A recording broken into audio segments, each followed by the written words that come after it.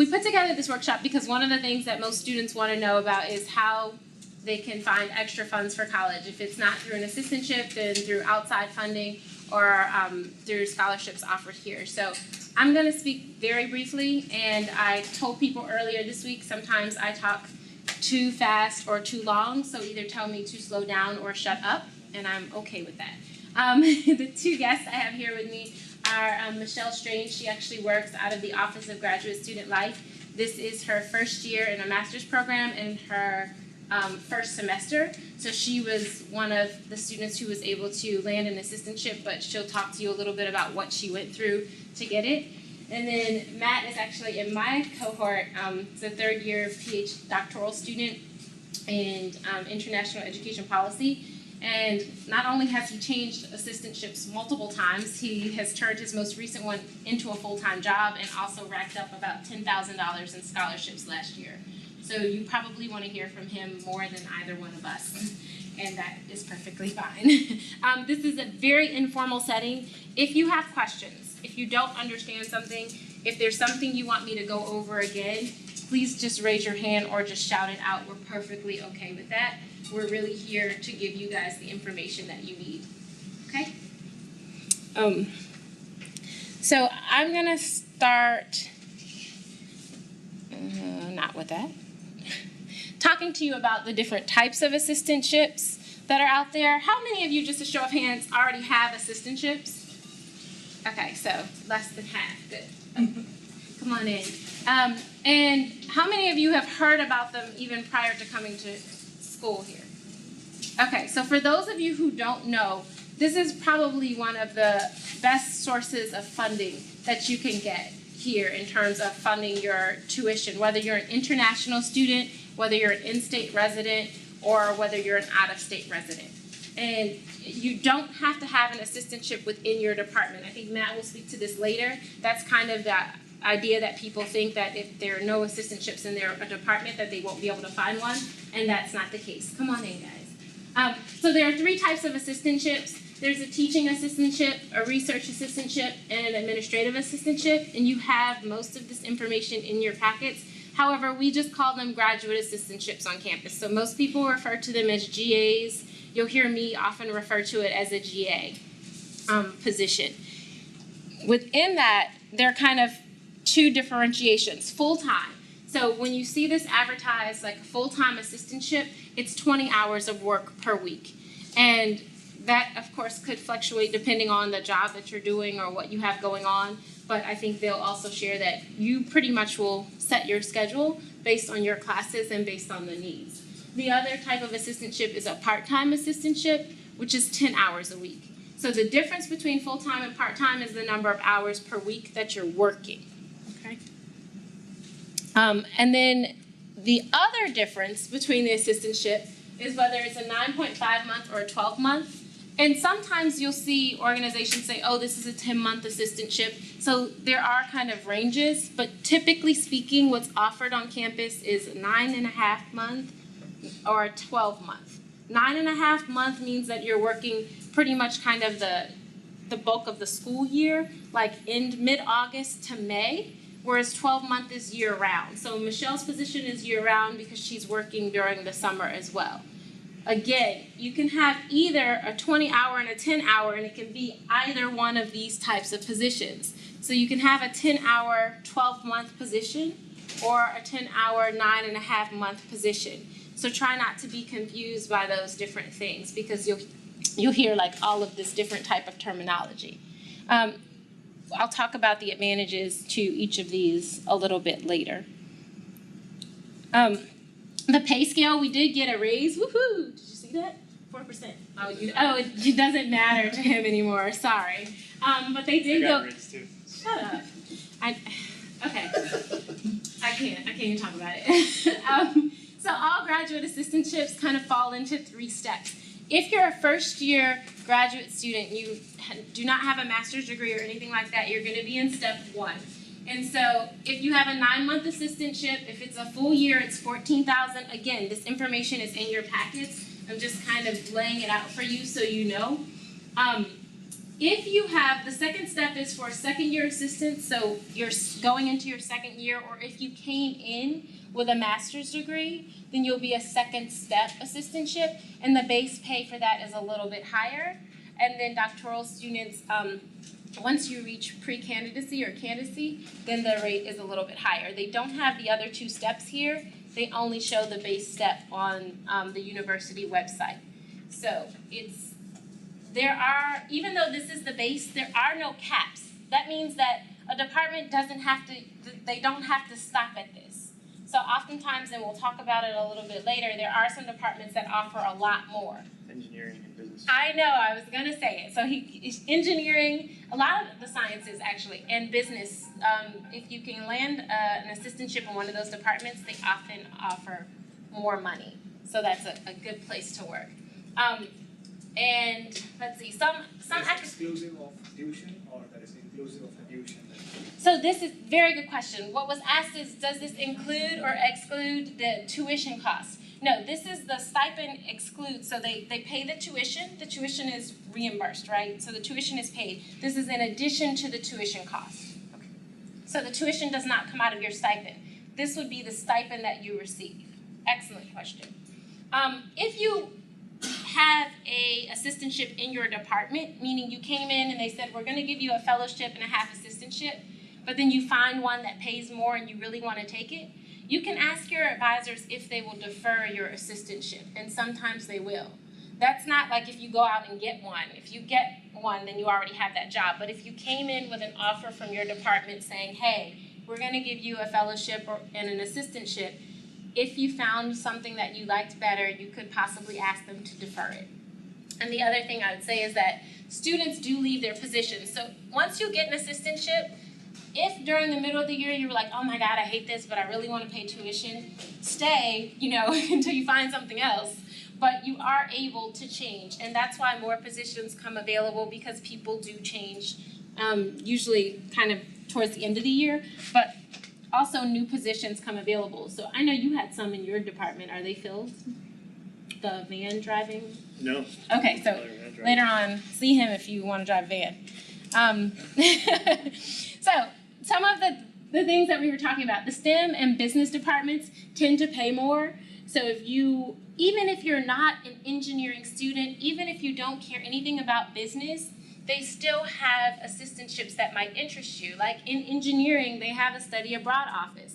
I didn't know that until this year, and I love study abroad. So those are some of the things. Look, and you would be surprised how much overlap there is with your interest. So just because you're not in the School of Architecture does not mean that you can't apply for an assistantship in that school. Fraternity and sorority life, a lot of people don't know this. They have assistantships, and if you're like the house mother or house father, I guess, or what are they called? The SARFs. SARFs? I don't know what they're called. But anyway, not only do you have an assistantship, but you also have free room and board.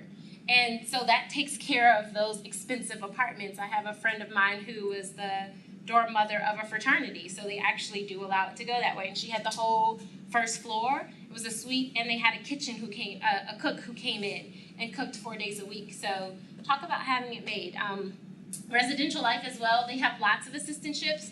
Not all of them offer housing, but there are some that offer housing with it. So if you're not from here and you're already paying an arm and leg to live close to campus, why not look for an assistantship that will offer you housing on campus? And if you're married, that does not exclude you. We have a friend who also, was it Kevin or his wife who had the thing in the house?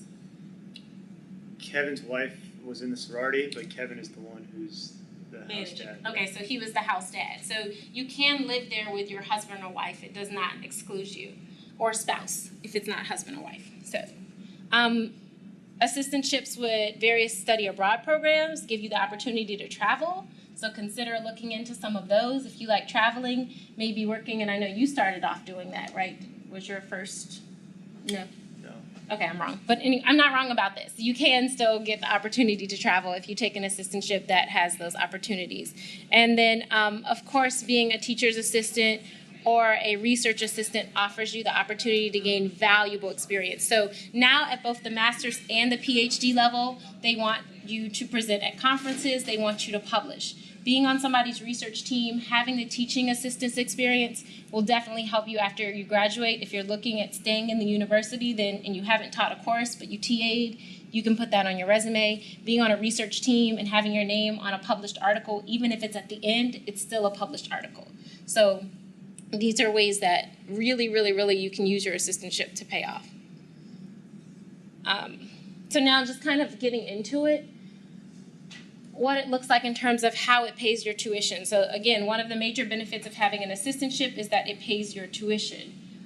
The full one, if you have 20 hours, it's going to pay 10 credits in the fall and spring and 4 credits in the winter. Only if it's a 12-month will it cover summer classes. If it's not a 12-month, it won't cover summer classes. Under your assistantship, you're given in-state tuition. However, if you're taking classes outside of the time that it's covered, you're going to pay whatever your regular tuition rate is. So think about that and know that kind of going forward. Question? Yeah. So it's 10 credits together with fall and spring because each class is... No, both. Thank you. Okay. A wonderful question. Each semester, 10 credits in the fall and 10 credits in the spring. And of course, it's always a little weird because most of our classes are 3 credits. So it's like 3 classes and a 1 credit something, or you just let it fall off. Yeah, excellent question. And then half time, 10 hours, typically 5 in the fall, 5 credits in the spring, but based on your assistantship, that could be more. So this is the part that I think Matt will probably speak to a lot. It is a great advantage because your tuition is paid. However, you will still probably feel very broke. And so GAs are paid biweekly, just like if you have any other job. Taxes are taken out. And if you have reductions like parking and things like that, usually parking, they take out about $10 a month, so it's not too bad. But those things come out. And then once your tuition is paid, I know in some departments you get a refund check or the way it balances out. So that's pretty nice because I got one every semester for about $4,000. And at first they kind of added it on every month, but now recently I get it at the beginning of each semester. So I get a lump sum refund. But I think it depends on your tuition too, because in some schools the tuition might be a little bit higher. If you have, and I just found this out, you're able to have 2 assistantships, but there's a trick. So you can have 2 10-hour assistantships. You're not going to get tuition on both, but you'll get tuition on, you'll get tuition and you'll also get the money for both. You can do a 20-hour assistantship and 10 hours, up to 10 hours of hourly paid work, but there is an override form that you have to get to do that. But there are a lot of people now who are doing that, so you're able to kind of get more money on top of what you're doing, but it means taking on a second 10-hour position on campus. And there are no regulations currently for off-campus work. So some people, I worked full-time and went to school full-time my first 2 years, and I had an assistantship. Don't do it. You won't have many friends and you'll be stressed out, but you can work if you choose to, and I will give you guys some options of kind of quick ways to make money that don't require you putting on all those hours. It also covers, so the tuition remission will also cover study abroad trips. So last winter I studied in Indonesia and it covered about half of what the cost of the trip was, so that was nice. So just so you have an idea of what it breaks down to, and these are kind of the 2 extremes. So a 9-month, 10-hour GA would make about $618.75 per month, and that's before taxes. So you're talking like $275 every other week. That's very hard to pay, rent and things like that with. A 12-month, 20-hour assistantship, and this is at the base rate again, is about $1,649 a month. So after taxes, you're looking at like close to $600. Each check may be a little bit more. That some people could definitely find a way to live off of that. And I'll ask you guys to chime in a little bit later. Yes? Could you just explain a little bit more about the refund, the tuition refund? Yes. So you got a refund? You didn't get one? No. With your assistantship. So it might have been my fellowship. And I'll talk about fellowships. But when they pay your tuition, depending on how many courses you take too, there's a mandatory fee that you're going to have to pay regardless, whether you have the assistantship or not, and those are kind of the student fees. $545 or something like that you're responsible for paying. But if there's, similar to when you went to undergrad, if you went to undergrad in the States, if you didn't, when you pay your tuition, if there's money left over, like remaining a balance, then you would get that money refunded back to you. So that's what the refund was. And it might have been my fellowship because I had a 10 and 10 last year. So that's why I'm checking with them. I'll ask Michelle. That number that you quoted like that is inclusive of the taxes, or that is? No, that's not including taxes. So that's pre-tax. Yeah. So after you take out taxes, it's a little bit lower. And they might share like what their checks were. I know mine, I had a 10-hour, 12-month, and my checks were like $334 every 2 weeks. And I had parking, and I do zero withholding, so I had them taking the most out for taxes. But it was pretty low. So some additional employment options, and these are, especially the ones on campus, are still available to international students. And if you're an international student, I know that they have come up with some kind of creative ways to also allow you to work off campus. But they're shuttle UM drivers. It's not an assistantship, but they do give you a $1,000 scholarship after you pass the training. And during training, I think the rates are a little bit lower. It might just be standard minimum wage, but then it goes up after you pass training. So driving a shuttle on campus, like one of the UM shuttles, those are positions that are available to students. And you might consider doing it because there's flexibility and also the ability to work very, very close to campus. There's a campus police auxiliary unit, which are basically the people who you would call if you want an escort service or things like that. You don't have to be trained as a police officer. It's basically like a neighborhood watch, but you're working with the campus police. So it's trained. You do go through training. You do get paid hourly, and they have night differentials. So if you work in the evenings, then you definitely can add on to that, of course. There's positions in the graduate student government that are available, and those are, and I put all of these websites in your folder, so you have them there. You can easily access these things. But there are positions available for the graduate students on the graduate student government, and there are also, there's a website that you can access on the University of Maryland called Careers for Terps, and you register and you kind of put in your resume, and then as things pop up, they will kind of say, hey, we have this short-term position or whatever that you might want to register for. Off campus, and this is right now, the first one anyway, for you would pretty much have to be a citizen of the U.S., but if anyone with a bachelor's degree can work as a substitute teacher in the state of Maryland, so Montgomery County, PG County, and D.C., it's $100 a day.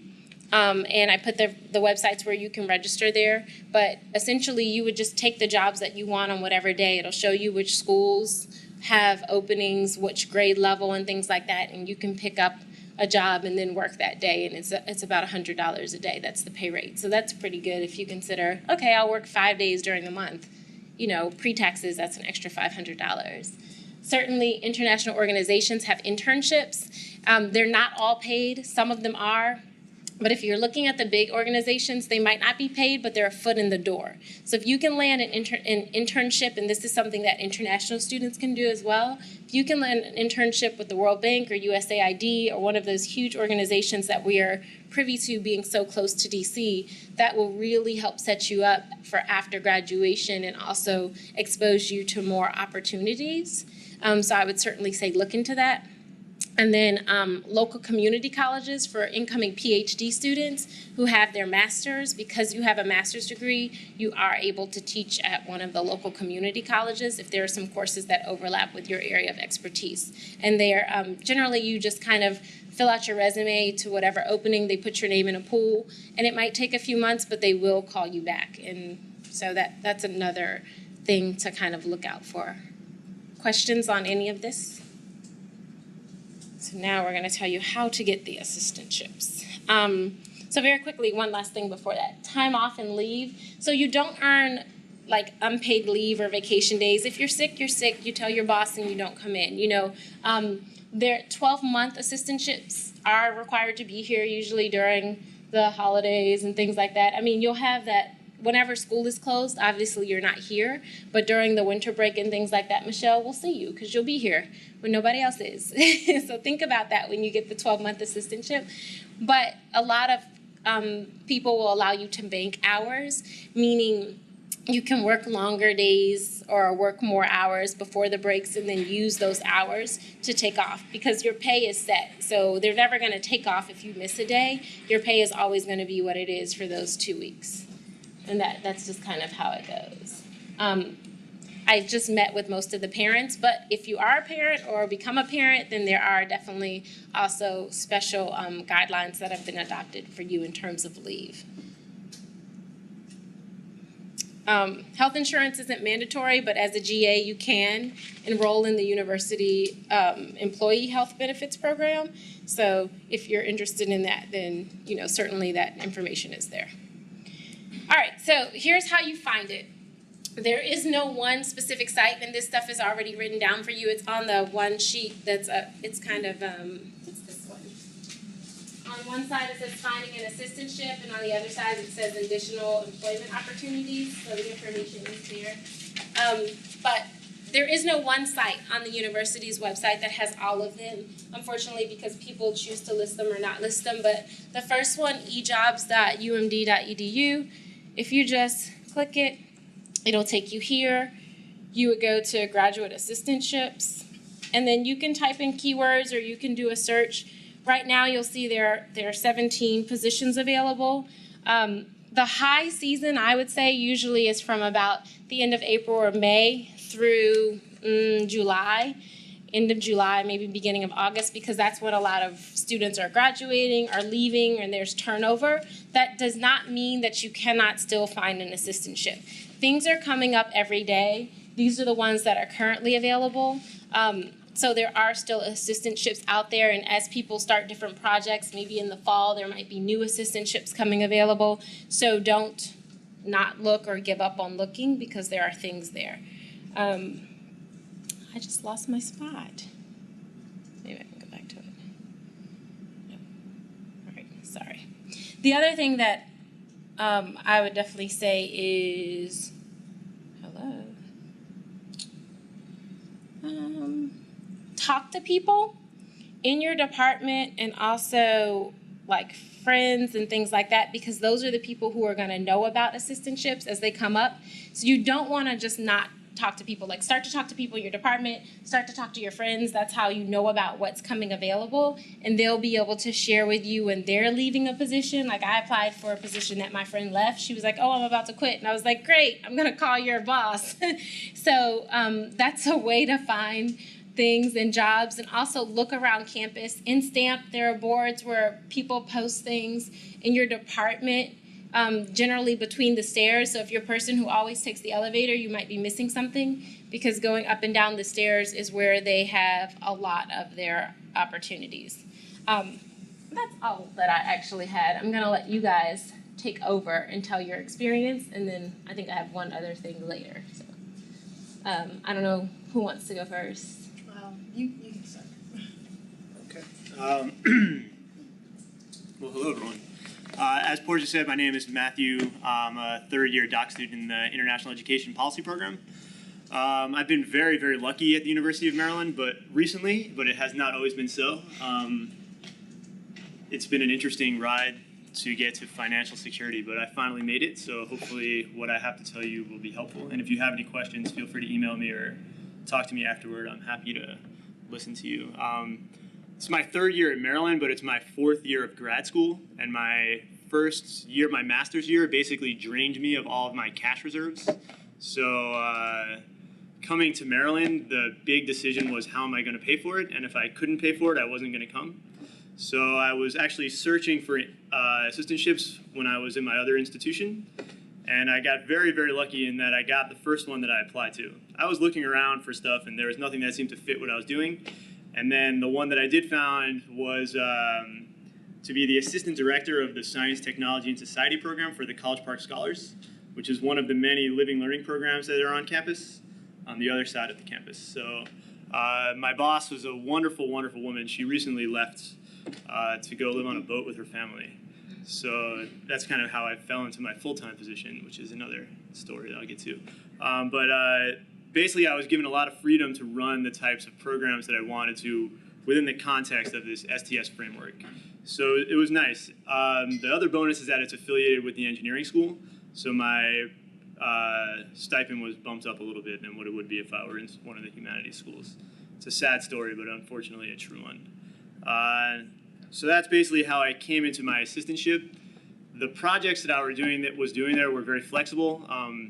Different assistantships are going to offer you different opportunities. So there are some of my friends and some of my colleagues they're basically filing monkeys or email monkeys, and that's what they do, during the course of their week. And then there are other things where 20 hours is actually 30 hours or 35 hours, depending on the week. So next week, when the students come back to school, that was always a crazy time for me in my assistantship because we're welcoming in 85 new freshmen into our living learning program. I'm there every day from 8 to 4, like a normal job would be, and then sometimes on the weekends taking meetings with the incoming freshmen and so on and so forth. But then once that big push is over, my boss would say, take the whole week off, and you don't need to come in this week because you've worked. And why? The important thing to remember when you have your assistantship is that it's not supposed to impede on your academic progress. So if you have to go to a conference or if you want to study abroad, that's something that whoever your assistantship, mentor, or advisor, or whatever you want to call them, they have to allow you to do that if it's contributing to your academic progress. They're not allowed to say, no, you can't go to blank and blank place because I need you here to do this thing. No, your top priority is your studies when you have an assistantship. So Portia mentioned that I received a few scholarships. It wasn't as much as she mentioned, but I was very, very lucky last year. Again, like she mentioned, they say you read for your degree, and you just read all the science. There's tons of stuff on this campus. It's awesome. It's incredible, and the amount of opportunities that are present to you as a grad student is unbelievable. So there was a while where I did not enjoy being a student, and I did not enjoy being poor. I was a professional at one point, and I had an adult life, and it was a shift to go back to being living in squalor and having to eke by. So I basically... Wait, sorry. He does not live in squalor. He has a very nice apartment in D.C. So I do. don't believe that. But even when he was struggling. I like nice things. So anyway, I applied for basically everything that I could on campus at one point last year, and I was lucky enough to hit on a lot of things. So there are lots of fellowship opportunities. There was an Office of International Initiatives through the College of Ed. They gave me a small stipend. I got a small stipend from here in the Stamp, there's a service learning faculties fellows group, and I run a service learning program through my assistantship, so I was able to tap into some of those funds. And a lot of these things are, they're funds that are not on top of what you're already doing. So for the international thing and for the service learning thing, those were both combined into two projects that I was working on for my assistantship. So I run a after-school robotics service learning course, and that's what we're looking for van drivers for. So if you're interested in that, let me know. And then I'm taking a group of students to Ecuador in the winter. So for both of those fellowships, I just was applying projects that I was doing for my assistantship. I also was able to get some money from the campus. So there's lots of awards that they offer up each semester. So two that I did get were there's a sustainability grant. So I applied for a sustainability grant and I got $1,000. That's not money for me, but that's money for my program to run a project with. And then I got money from the Latin American Studies Center. And I was fortunate enough, I just came back from Ecuador about 2 weeks ago. I was there for 2.5 months. So I was working with some communities and at the University of Cuenca. So I was able to find funding for that. So that was a nice opportunity there. And then along the way, I was a TA for a UNIV 100 course or 400 course or whatever it was for the Education Abroad office. So they send, tons of freshmen, sophomores, juniors, seniors abroad every year, and they need someone to maintain contact with those students while they're away, and they pay a small stipend for you to grade their online journals and maintain contact with them while they're there. So there's things for you to do on campus to help supplement your income.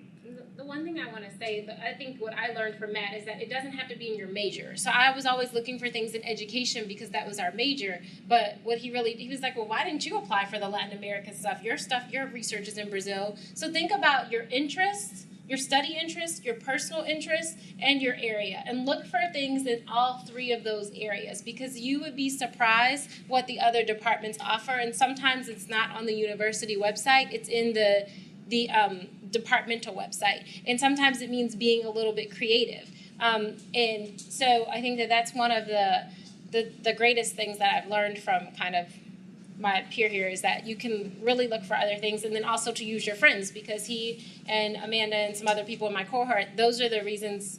They're the people who told me about all of the scholarships and things that I applied to and many of the jobs. So it's really important for you to start reaching out, making friends in different departments in different places. And being different is an asset. So when I went to Latin American Studies, they were excited that I was coming from a different field and applying for their scholarship because they don't see a lot of people from outside of their own disciplines. So if you're applying in other places, they often like that. There's another big pot of money on campus on the Council of the Environment, something like that. Maybe you guys have seen those emails, and that's a interdisciplinary collaboration around some sort of green space or environmental project on campus or off campus, and that's another nice one that's available for us. But then there's other things off campus. So again, I tried a lot of things that didn't stick. So I was going to be I was a middle school teacher before, so I was going to substitute in DCPS, but the schedules never matched up right.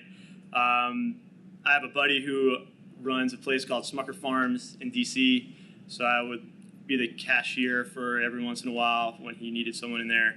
I did some tutoring, but the scheduling didn't work out. It wasn't quite worth it. What I did find, which is my gem, and I'm still doing it now, is I referee soccer games on the weekends, and that's been fantastic for me. So not only do I get to run around outside every weekend, but I get to get outside of graduate school worlds, and I get yelled at and abused by people my own age for a couple hours each week, and it really is helpful, as horrible as that sounds. But it's nice to see real people doing real things for a little bit of time each week. You can get sort of sucked into this world that's can be a little strange from time to time. And then, so I was fortunate enough to get some of these awards last year, and then I was able to transition that into a full-time position. I was actively looking for full-time positions last year during the whole year. I like being a graduate student, but I don't really like being a graduate student. I prefer to be have a real life and work and I can talk more about this when I'm not being recorded. Yeah, not here, because then like half of you would drop out of your program. But not now. So I was actively looking for full-time jobs, and my boss knew this. She was supportive of it as well, and eventually, when she made the decision that she was going to move on, we talked about turning what I was doing into a full-time position, and it's because I was basically running these 3 programs for STS that we weren't sure that could be run on an assistantship schedule. So 20 hours a week was not enough time to do a good enough job with the things that I was currently running. So we spent a little bit of time working with the engineering school and working with the Office of Undergraduate Studies, but it eventually worked out for me. So what I would encourage you to do with your assistantship, and it's not going to be easy for everyone, is if you can make yourself indispensable, then you can leverage yourself into additional opportunities, which is what I was able to do. So I guess my main takeaways for this whole assistantship search, if that's what the essence of this conversation is about, is and financing your education is be broad. I mean, there are so many interesting and fun things to do on this campus. You're an expert in whatever your field is. That doesn't have to be your job too. You should, explore around and find different things that are going on, and you'll be surprised how interesting they are as well. And then try to weasel your way into something that you really enjoy doing. So I was a teacher. I really enjoy being around students and teachers, so I managed to make my assistantship about working with teachers and students. And that's sort of how I've found my niche within my program. And people have been very happy with what I'm doing, and I feel like I've been successful at it, and I'm very happy with where I am now, and much happier than where I was a year and a half or a year ago. So take that for what it is. I'm happy to answer any questions or emails or whatever. So I'm going to ask a question. No, I'm going to ask Michelle to speak, but he just reminded me, and I'm sorry I did not put this in your packet, but another place to look for funding is a lot of the professional organizations, like we're part of the Comparative International Education Society. Any societies that your organization or department partners with, and trust me, soon you'll know because the conferences and things will come up, or you'll just Google like architecture societies if that's your major. You'll see that oftentimes they have pots of funding too for students, and you would be surprised how few people apply for those things. So that's another really good source of funding for even master's and PhD students. So Michelle, you want to share for incoming students about your search? My search situation. All right. Hi, everybody. My name is Michelle. I work in graduate student life. I'm the graduate assistant for community and social programs. So you should be seeing emails and stuff on the website from me about events and things to get involved. So I am an incoming graduate student in the Student Affairs Concentration Program in the Master's. And my program had a preview day where it invited all of the incoming or admitted students to do the interviews for different graduate assistantships. And those interviews were over the span of 1 to 2 days, and they were really broad. Like I was interviewing in various departments, mostly here in the STAMP, though sometimes they wanted you to go far out into the unknown territory because I was coming from California, so I didn't know where anything was. And so that was, it was a good situation for me because everything was all in one. So I would encourage you to really get involved in your department to figure out what your options are, or even going across departments to say, well, if I'm not in student affairs, but a lot of these positions might be student affairs or at least working on campus, maybe connecting with that department to see, what opportunities are there. So that's pretty much how I got this position. I think I interviewed for like almost 10 positions that over the 2-day period, they gave you appointments, and I landed in graduate student life, so I'm pretty happy with that. I think for me, a big part of this process, I kind of relate to your experience coming from like working full-time professionally for 3 years and having money for the first time, and then all of a sudden having half of that amount because I'm working half the time. It's still a transition, but for me what's important to think about is saving money. So there's like opportunities to get money, and then there's what do you do with it? Like how do you save it and how do you use it resourcefully? So that's the conversation I'm really interested in talking about. But instead of like me going on and about like my experiences, I'm interested in what questions you have, because some things might only apply to me or you, but not you. So I'd like to open it up to questions in general for me or for you or anything. So this is your chance. If there was a question that you still have, if there's something that you felt wasn't answered, if there's something you'd like us to go into more detail about, if you want to get Matt's number so you can apply for one of his positions, 555. No, I'm just kidding. He can call out, yes. I was just looking through the packet and I saw that there's a thing about the raises for fiscal year 14. Yes. So I have an assistantship that's current, but then will I get a raise in January? No, it started for this year. So they look at, it's for the 2013-2014 year, I believe. That's the way they did it. Yeah, so the base rate, this base rate is higher than it was last year. Gotcha. Yeah, good question. Yes, and then yes. For the assistantships, is it too late to sign up for this semester, fall semester, and also the fellowships and all the scholarships? So absolutely not. There are fewer available now because a lot of people have already been interviewed and have gotten them in place. But the 2 sites that you have listed there, check. I think right now there are 16 or 17 that are still popping up. but keep checking and don't get discouraged. So what happens, I think, with a lot of students is it sometimes takes a month before they're ready to interview or call people back. Sometimes it's right away, like they need somebody in the next 2 weeks, but sometimes they might get a grant or something, like for the position I have now, for the Welcome Week intern, they received a grant, and so they knew that they were going to hire somebody, but it took maybe a month or a month and a half before they even started interviewing. So don't get frustrated. But the other advice I would say is if you don't get one this semester, like this is the time for you to make yourself present on campus. Start going into offices that you think you might want to work in, or meeting up with people, because once they know your face, when something comes available, they're going to be like, hey, so-and-so, we have this assistantship, apply for it. And you're already kind of the leader of the pack. So you want to be present. You want to, start talking to faculty. This summer, I just asked my friends. I was like, anybody know of any assistantships? And my one friend said, well, another friend of ours is leaving, so ask her, email her advisor. And I asked without saying, hey, I know she's about to quit. And he was like, I don't have anything yet. Email me back in 2 months. So it's not too late. And then certainly if you don't get something now, there might be more that come available in January depending on what's up there. In terms of scholarships and fellowships, fellowships generally tend to be departmental or university-wide, and they're much more harder to get because they usually make those kind of decisions when they're doing applications. But in terms of scholarships, there are some that are awarded fall and spring and some that are awarded yearly. So now is the time that you would want to be looking for kind of to get the money in spring. And deadlines typically would be like around November, December. So you want to start looking now because you're going to need a faculty to write a letter of support.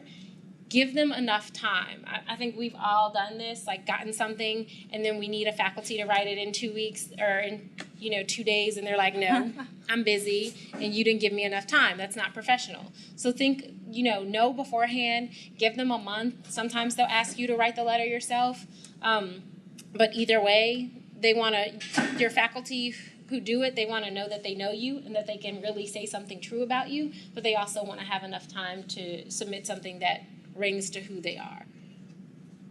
Yeah, I mean, I was surprised coming in that there were so many assistantships still, like till today. Like I think I can name almost 5 right now that just kind of popped up. And they're everywhere. So I would just say just look out at, like read the FYI emails. Grad Student Government just posted 2. I know there's one in Off-Campus Student Life, one in MICA and Interfaith. Like there's a lot of stuff, and it just pops up for assistantships, so keep an eye out. Yes. I was going to ask a question earlier, but you already answered it. I applied Okay. to like almost all of them, so it's like not staying. Yes, and I have an incoming student who's like that. He's like, I applied to 30 and I didn't get it, and then and it happens. And part of it is also the people knowing you and seeing you versus being a name on paper. So that's why I would say make this your time. Then if there were 1 or 2 that you really liked, you never know, the person might leave or somebody else might leave. Start hanging out in the office, go to their events, meet the director, or meet somebody who's friends with the director so they can be like, oh my God, she's awesome. Because sometimes that's what it takes.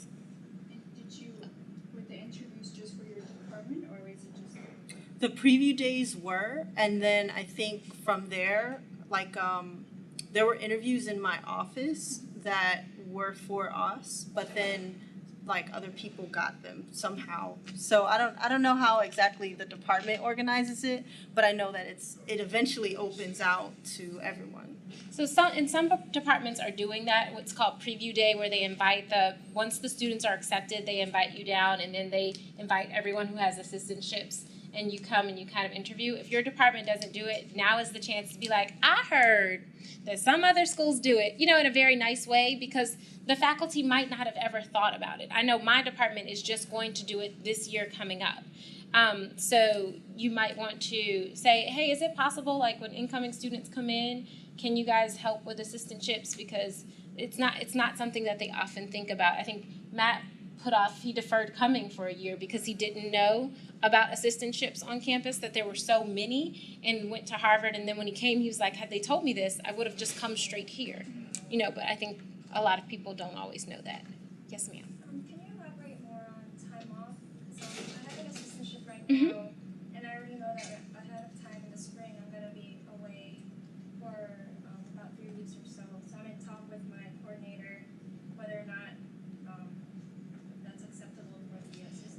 I think Should be it, fine. yeah, it's going to be Most with people your, are pretty flexible. exactly. And you'll speak with your coordinator. If it's right in the middle of your big project with your assistantship, then that's just bad timing, and they might really need you.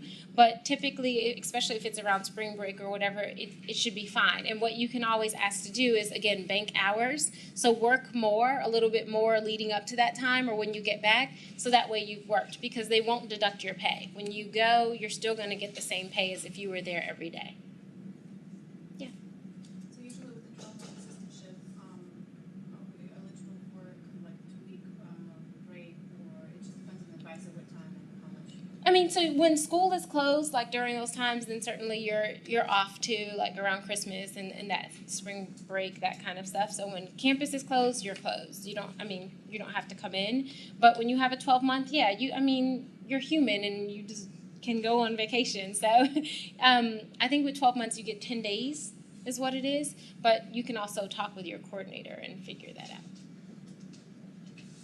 Any other questions?